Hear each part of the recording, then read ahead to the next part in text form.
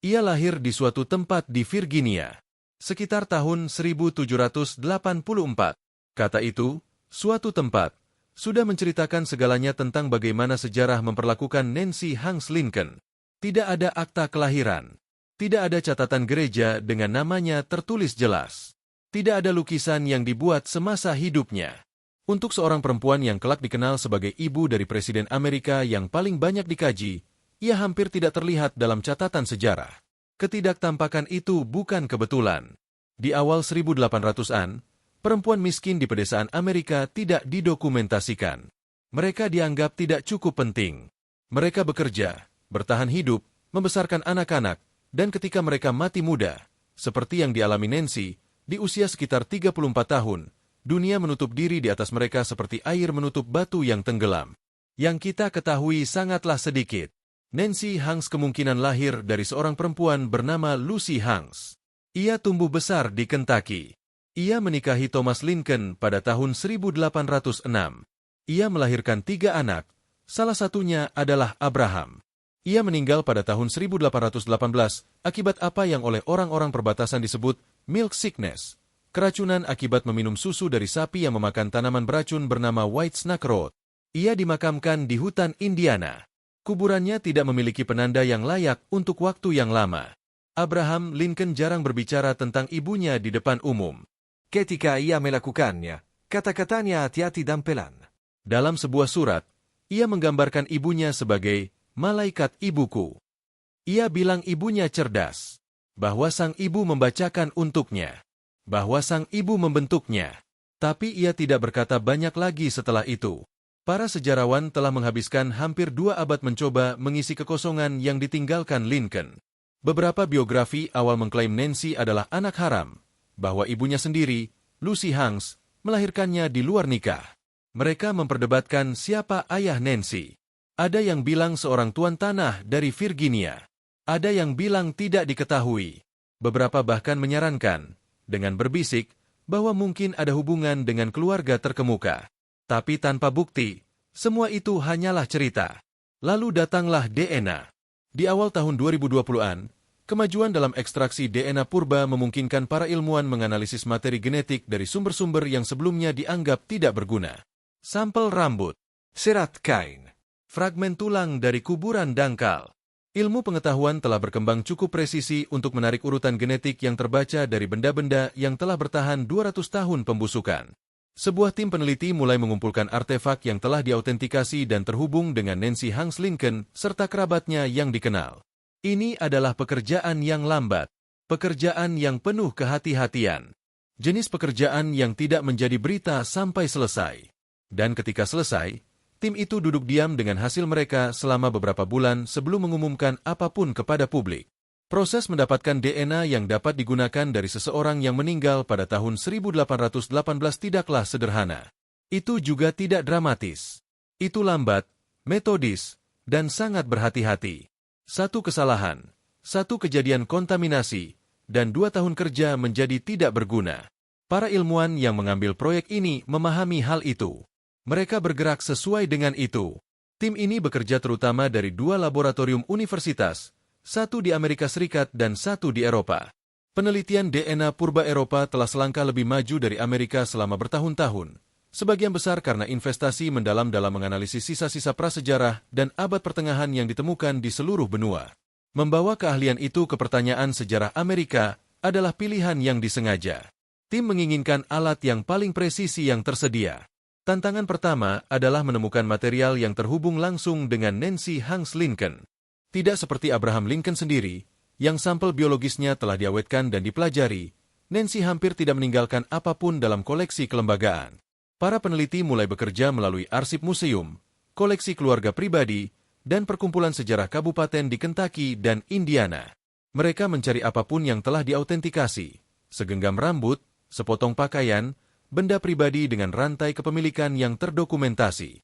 Yang akhirnya mereka temukan adalah koleksi kecil barang-barang yang disimpan oleh sebuah kelompok pelestarian sejarah di Indiana. Di antaranya terdapat sepotong kain yang didokumentasikan berasal dari persiapan pemakaman Nancy Lincoln. Ada juga sampel rambut yang diawetkan di dalam amplop kecil dengan catatan tulisan tangan yang mengidentifikasinya. Catatan itu sendiri sudah tua. Proses autentikasi untuk kedua item tersebut memakan waktu lebih dari setahun. Analis dokumen forensik memeriksa amplop itu. Sejarawan tekstil mempelajari kainnya. Rantai kepemilikannya, meskipun tidak sempurna, dianggap cukup kredibel untuk dilanjutkan. Mengekstraksi DNA dari material ini membutuhkan teknik yang disebut targeted enrichment sequencing. Daripada mencoba membaca semua materi genetik yang ada, yang akan mencakup DNA dari tanah, serangga, bakteri, dan siapapun yang pernah memegang benda tersebut, para peneliti mengisolasi penanda genetik manusia yang spesifik. Mereka mencari urutan yang secara unik bersifat manusiawi. Kemudian mereka mempersempit lebih lanjut, mencari penanda garis keturunan maternal yang terbawa dalam DNA mitokondria. DNA mitokondria hanya diwariskan dari ibu. Ia tidak bercampur atau berubah seperti DNA lainnya. Ini membuatnya ideal untuk melacak garis keluarga dalam jangka waktu yang panjang. Tim juga mengumpulkan sampel DNA dari keturunan hidup yang terdokumentasi dari kerabat Nancy Hanks Lincoln yang dikenal. Mereka adalah orang-orang yang telah berpartisipasi dalam studi genealogi sebelumnya dan telah menyetujui penelitian genetik. DNA mereka memberikan titik perbandingan, sebuah patokan yang dengannya sampel purba dapat diukur. Proses pengurutan itu sendiri memakan waktu berbulan-bulan. Hasilnya diperiksa, dirujuk silang, dan diperiksa lagi. Tim mendatangkan laboratorium independen untuk memverifikasi temuan sebelum siapapun di luar proyek diberitahu tentang apa yang ditunjukkan data itu. Tingkat kehati-hatian itu tidak biasa. Para peneliti mempublikasikan temuan sepanjang waktu tanpa verifikasi independen. Fakta bahwa tim ini bersikeras melakukannya menunjukkan bahwa mereka sudah tahu hasil mereka akan sulit untuk dipresentasikan. Mereka benar. Hasil itu datang dalam 3 tahap. Tahap pertama mengkonfirmasi apa yang telah lama dicurigai oleh para silsilahwan, tetapi tidak pernah terbukti. DNA mitokondria Nancy Hanks Lincoln cocok dengan garis keturunan maternal dari keluarga Hanks yang berasal dari Virginia. Bagian itu sudah diperkirakan. Ini menutup perdebatan yang telah terbuka selama beberapa dekade. Para peneliti mencatatnya, mengarsipkannya, dan melanjutkan. Tahap kedua adalah di mana segalanya menjadi rumit. Ketika tim membandingkan penanda mitokondria Nancy dengan basis data genetik yang lebih luas, basis data yang kini berisi ratusan ribu sampel dari seluruh Amerika Utara dan Eropa, mereka menemukan kecocokan yang tidak ada dalam pohon keluarga Hanks. Itu tidak dekat dengan pohon keluarga Hanks. Itu adalah sesuatu yang sama sekali berbeda. Sebuah tanda tangan haplogroup yang berbeda yang muncul dalam sampel Nancy dengan konsistensi yang cukup untuk dianggap signifikan secara statistik. Haplogroup pada dasarnya adalah keluarga genetik. Ini adalah kumpulan orang-orang yang berbagi leluhur yang sama dari ribuan tahun lalu. Sebagian besar haplogroup pada orang Amerika keturunan Eropa melacak kembali ke Eropa Barat atau Utara. Tanda tangan haplogroup yang ditemukan dalam sampel Nancy berbeda. Ini jarang terdapat dalam populasi Virginia kolonial. Namun, tanda tangan ini hadir secara spesifik dan terkonsentrasi dalam catatan yang terhubung dengan komunitas yang sama sekali berbeda. Para peneliti tidak segera mempublikasikan temuan ini. Mereka pertama-tama menghabiskan beberapa bulan memeriksa apakah kontaminasi bisa menjelaskan anomali tersebut. Mereka menjalankan ulang pengurutan. Mereka menguji sampel kain secara terpisah dari sampel rambut. Keduanya mengembalikan tanda tangan yang sama. Kontaminasi dikesampingkan dengan tingkat kepercayaan yang tinggi. Apa yang mereka lihat adalah penanda genetik yang nyata, yang menunjukkan bahwa Nancy Hanks Lincoln membawa leluhur yang tidak diperhitungkan dalam sejarah keluarganya yang diketahui. Leluhur yang telah, baik karena keadaan maupun karena penghapusan yang disengaja, ditinggalkan dari setiap catatan yang pernah ditulis tentang dirinya. Untuk memahami mengapa ini penting, kita harus memahami bagaimana catatan silsilah Amerika bekerja di akhir 1700-an dan awal 1800-an. Keluarga pedesaan yang miskin didokumentasikan dengan buruk. Leluhur campuran secara aktif disembunyikan di banyak komunitas karena konsekuensi sosial dan hukumnya bisa sangat berat. Keluarga-keluarga berpura-pura menjadi satu hal ketika secara genetik mereka adalah sesuatu yang lebih rumit. Ini bukan hal yang langka. Para sejarawan demografi Amerika awal telah lama mengetahui bahwa catatan resmi meremehkan kompleksitas sejati dari leluhur di komunitas perbatasan. Apa yang disarankan DNA adalah bahwa Nancy Hanks Lincoln adalah bagian dari kompleksitas itu. Bahwa di suatu tempat dalam garis keturunan maternalnya, dalam beberapa generasi sebelum kelahirannya, ada leluhur yang tidak muncul dalam dokumen manapun. seorang leluhur yang identitasnya dan komunitas asalnya telah dengan diam-diam terlipat ke dalam keheningan. Tahap ketiga dari hasil penelitian mempersempit haplogroup lebih jauh. Dan ketika tim menjalankan tanda tangan yang dipersempit itu terhadap studi populasi regional, kecocokannya menjadi lebih spesifik, lebih tajam, lebih tidak bisa diabaikan. Tim menjadwalkan tinjauan internal darurat. Tidak ada yang di luar proyek diberitahu tentang apa yang mereka temukan. Belum.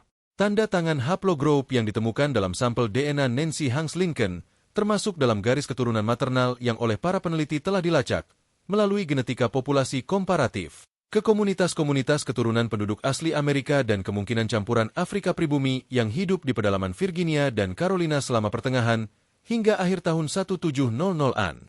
Ini bukan interpretasi pinggiran. Ini adalah kesimpulan yang dicapai tim peneliti setelah merujuk silang temuan mereka dengan 3 basis data populasi terpisah yang mencakup studi demografi Amerika awal. Untuk tepat tentang apa artinya ini, dan ketepatan sangat penting di sini, temuan ini tidak menunjukkan bahwa Nancy Hanks Lincoln menyembunyikan sesuatu dengan sengaja. Mungkin ia tidak pernah tahu. Ibunya Lucy Hanks mungkin juga tidak pernah tahu, atau mungkin tahu dan memilih keheningan karena alasan yang sepenuhnya rasional mengingat dunia tempat ia hidup. Dalam masyarakat perbatasan Amerika awal, leluhur yang melintasi batas ras membawa konsekuensi. Konsekuensi hukum, konsekuensi sosial. Konsekuensi yang bisa menentukan apakah sebuah keluarga diizinkan memiliki tanah, bersaksi di pengadilan, atau bergerak bebas di antara komunitas. Praktik passing. Keluarga-keluarga yang menampilkan diri mereka sebagai sepenuhnya Eropa ketika kenyataan genetik mereka jauh lebih kompleks, cukup meluas sehingga para sejarawan memiliki nama untuknya. Mereka menyebutnya racial passing, dan mereka telah mendokumentasikannya secara ekstensif di komunitas-komunitas di seluruh Virginia, Kentucky, dan wilayah Appalachian yang lebih luas selama periode tepat ketika leluhur Nancy Hanks Lincoln hidup di sana. Apa yang disarankan oleh bukti DNA adalah bahwa garis maternal Nancy melewati salah satu komunitas ini. Bahwa di suatu tempat antara 3 hingga 5 generasi sebelum kelahiran Nancy, seorang perempuan yang membawa tanda tangan haplogroup spesifik ini menjadi bagian dari garis keluarga Hanks. Siapa tepatnya ia? Namanya, asal-usulnya, kisahnya, tidak dapat dipulihkan dari data genetik saja. DNA dapat memberitahu Anda bahwa sebuah hubungan ada. Itu tidak bisa menceritakan kisah manusia di baliknya. Namun para sejarawan yang bekerja bersama tim genetika mulai mencari catatan dengan fokus baru. Mereka melihat pemberian tanah di Virginia selama tahun 1750-an dan 1760-an. Mereka memeriksa catatan gereja dari jemaat Baptis dan Metodis di pedalaman Carolina, komunitas-komunitas yang diketahui lebih beragam ras daripada yang diakui catatan resmi. Mereka menemukan beberapa keluarga dengan nama Hanks, atau variasinya yang tinggal berdekatan dengan komunitas-komunitas yang oleh pencacah sensus pada era itu diklasifikasikan secara ambigu, menggunakan istilah-istilah yang kini dikenali oleh sejarawan sebagai penanda untuk keluarga-keluarga keturunan campuran yang sedang menavigasi masyarakat yang dibangun di atas kategori ras yang kaku. Tidak ada yang meyakinkan secara sendiri-sendiri. Namun dikombinasikan dengan bukti genetik, ini membentuk pola yang sulit untuk dijelaskan. Implikasinya menjangkau lebih jauh dari Nancy Lincoln sendiri. Abraham Lincoln membawa setengah dari warisan genetik ibunya. Ini berarti tanda tangan haplogroup yang ada dalam sampel Nancy berpotensi, tergantung pada bagaimana ia diwariskan, dapat dilacak dalam biologi Lincoln sendiri. Para peneliti mencatat ini dengan hati-hati. Sampel biologis Lincoln, yang diawetkan di beberapa lembaga, telah dipelajari untuk tujuan lain. Tidak ada yang pernah melihatnya melalui lensa khusus ini. Pertanyaan itu, apa yang mungkin dikonfirmasi oleh DNA Lincoln sendiri, masih terbuka. Dan itu terhubung langsung dengan sesuatu yang lain. Sesuatu yang mungkin dipahami Lincoln sendiri, dengan caranya yang diam, jauh lebih dalam dari yang pernah ia katakan dengan suara keras.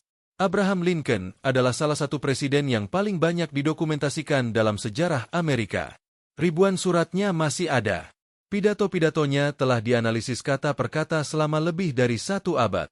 Para sejarawan telah mempelajari depresinya, pernikahannya, politiknya, imannya, dan kontradiksi-kontradiksinya. Namun ada kumpulan tulisan yang lebih kecil, pribadi, informal, tidak pernah dimaksudkan untuk konsumsi publik, yang mendapat jauh lebih sedikit perhatian dari yang semestinya.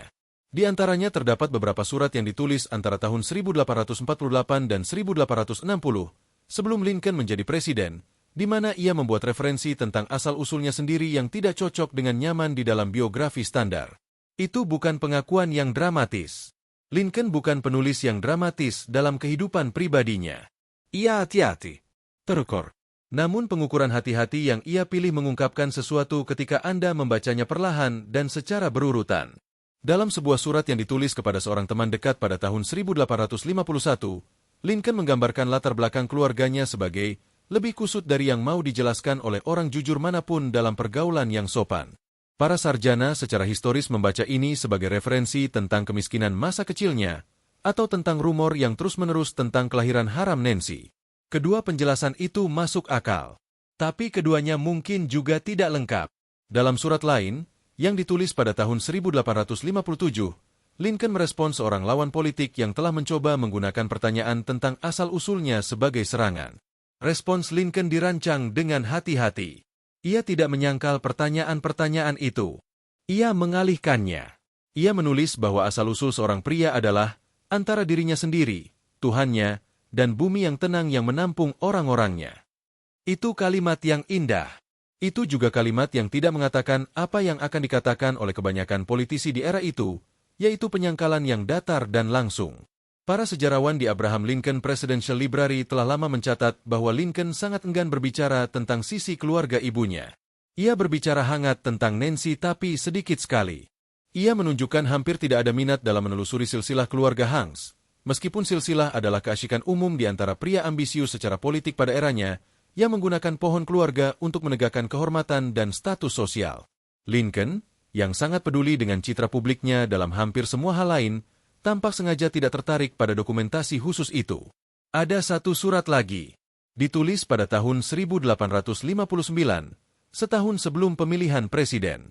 Ditujukan kepada seorang pria bernama Jesse Lincoln, kerabat jauh yang telah menulis meminta informasi sejarah keluarga. Respons Abraham Lincoln telah dikutip berkali-kali, tapi biasanya hanya sebagian. Surat lengkap itu menyertakan sebuah bagian di mana Lincoln menulis bahwa ia tidak bisa memberikan catatan lengkap tentang orang-orang ibunya karena kebenaran asal-usul tersebut tidak sepenuhnya diketahui olehku, dan apa yang sebagian diketahui lebih baik dibiarkan di tempatnya beristirahat. Kalimat itu tidak pernah berhasil dijelaskan secara memuaskan. Lebih baik dibiarkan di tempatnya beristirahat. 5 kata itu menunjukkan kesadaran. Tidak harus pengetahuan penuh, tapi kesadaran bahwa sesuatu ada. Sesuatu yang dipahami Lincoln, pada suatu tingkat, tidak aman untuk dibawa ke permukaan di Amerika tahun 1859. Amerika yang bergerak cepat menuju perang yang pada intinya adalah tentang tepat jenis leluhur yang kini disarankan bukti DNA mungkin mengalir dengan diam-diam melalui darahnya sendiri. Waktu surat itu bukanlah detail kecil. Ditulis 14 bulan sebelum ia terpilih sebagai presiden sebuah negara yang belum memutuskan apakah semua manusia setara. Sejarah bukanlah sesuatu yang tetap. Ia terasa tetap. Diajarkan sebagai hal yang tetap. Tanggal, nama, peristiwa tersusun dalam garis bersih yang bergerak maju. Namun sejarah sebenarnya adalah argumen yang hidup. Bukti baru masuk. Kesimpulan lama bergeser. Dan sesekali, sesuatu muncul yang tidak hanya menambahkan detail pada gambaran yang sudah ada. Itu mengubah kaya tempat seluruh gambaran dilihat. Temuan DNA yang terhubung dengan Nancy Hanks Lincoln adalah jenis bukti itu. Jika kesimpulan tim peneliti bertahan di bawah pengawasan yang berkelanjutan, dan ahli genetika independen yang telah meninjau temuan awal tidak menolaknya, maka implikasinya bergerak ke beberapa arah sekaligus. Ini bersifat historis. Ini bersifat kultural. Ini sangat personal bagi jutaan orang Amerika yang membawa Abraham Lincoln sebagai simbol sesuatu yang lebih besar dari kehidupan satu pria. Mulailah dengan dimensi historis. Sejarah Amerika telah lama mempertahankan mitologi kategori ras yang bersih. Dokumen-dokumen pendiri bangsa menarik garis-garis yang tajam. Struktur hukum abad ke-18 dan ke-19 dibangun di atas garis-garis itu. Namun para sejarawan demografi telah menghabiskan beberapa dekade menunjukkan bahwa kenyataan genetik dan kultural Amerika awal jauh lebih bercampur, jauh lebih rumit, dan jauh kurang rapi dikategorikan daripada yang disarankan catatan resmi. Temuan Nancy Hanks Lincoln, jika dikonfirmasi, menjadi salah satu contoh paling menonjol dari kompleksitas itu. Bukan karena ia tidak biasa, tapi karena putranya menjadi orang Amerika paling terkenal di abadnya, yang berarti kisahnya membawa visibilitas yang tidak pernah diterima oleh kebanyakan kisah leluhur yang tersembunyi. Ada sesuatu yang sunyi namun bermakna dalam hal itu. Presiden yang menandatangani proklamasi emansipasi. Presiden yang memimpin perang yang mengakhiri perbudakan legal di Amerika. Pria itu mungkin membawa, dalam biologinya sendiri, garis keturunan yang oleh hukum di eranya akan diklasifikasikan sebagai sesuatu selain sepenuhnya berkulit putih. Ia mungkin telah menjadi, tanpa sepenuhnya menyadarinya, perwujudan hidup dari kompleksitas yang sedang dirobek negaranya sendiri untuk ditolak. Itu bukan ironi. Itu sesuatu yang lebih serius dari ironi. Itu adalah pola historis yang menuntut pemikiran yang cermat. Implikasi kultural sama pentingnya. Abraham Lincoln telah diklaim, lintas generasi, oleh banyak komunitas Amerika yang berbeda. Ia telah disebut Sang Pembebas Agung, sebuah gelar yang telah sangat diperumit oleh para sejarawan. Ia telah dipelajari, dikritik, direvisi, dan ditafsirkan ulang. Namun ia selalu disajikan, tanpa pertanyaan, sebagai pria kulit putih dari keluarga perbatasan kulit putih. Jika bukti genetik bertahan, presentasi itu memerlukan revisi, bukan penghapusan. Revisi. Jenis revisi jujur yang berhutang pada sejarah kepada orang-orang yang telah dibungkamnya. Bagi komunitas-komunitas penduduk asli Amerika dan bagi komunitas-komunitas yang berasal dari populasi campuran ras di pedalaman kolonial, temuan ini membawa bobot yang berbeda. Ini bukan kemenangan. Ini sunyi dan rumit. Ini berbicara tentang generasi-generasi orang yang menyembunyikan asal-usul mereka karena kelangsungan hidup mengharuskannya, yang melewati sejarah tanpa meninggalkan catatan resmi tentang siapa mereka sebenarnya. Nancy Hanks Lincoln mungkin adalah salah satu dari mereka. Jika ia adalah salah satunya, ia tidak sendirian. Ia adalah salah satu dari ribuan. Ia hanyalah satu-satunya yang wajah cucunya ada di uang kertas $5. Tim peneliti telah menyerahkan temuan lengkap mereka ke 2 jurnal yang telah ditinjau oleh para ahli. Proses tinjauan masih berlangsung. Para peneliti independen telah memulai upaya mereka sendiri untuk memverifikasi atau menantang kesimpulan-kesimpulan ini. Beginilah cara kerja ilmu pengetahuan yang seharusnya. Perlan. Hati-hati. Tanpa hasil yang sudah ditentukan sebelumnya. Namun datanya sekarang ada. Ia tidak bisa dibatalkan untuk dibaca. Apa yang kita lakukan dengan bukti yang tidak nyaman mengatakan lebih banyak tentang kita daripada buktinya sendiri. Amerika memiliki sejarah panjang dalam memutuskan bahwa kebenaran tertentu terlalu mengganggu untuk diakui. Ia juga memiliki momen-momen, langka, sulit, penting, di mana ia memilih kejujuran. Temuan ini duduk tepat di persimpangan semacam itu. Nancy Hanks Lincoln meninggal di hutan Indiana pada tahun 1818. Ia berumur 34 tahun.